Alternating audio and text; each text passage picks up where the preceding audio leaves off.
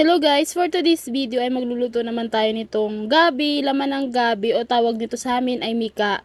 So gagataan natin to, lalagyan natin ng saging at ng sago. Laman siya ng gabi guys, ang tawag nito sa amin sa Samar ay mika. So hahaluan natin siya ng saging na saba. So ayan, pagkakulo, nilagyan na namin ng asukal at hinalo-halo lang namin to hanggang sa lumambot. Madali lang naman siya maluto guys, kaya mabilisan lang ang aming pagluto. At pagkatapos sinunod na agad namin dito yung saging na saba, hinog na siya kaya huli na namin siya nilagay.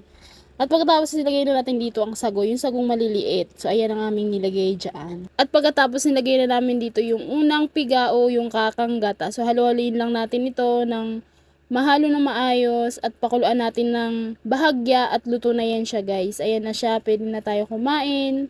Tara, kain tayo. Follow for more. Bye! Kain tayo guys.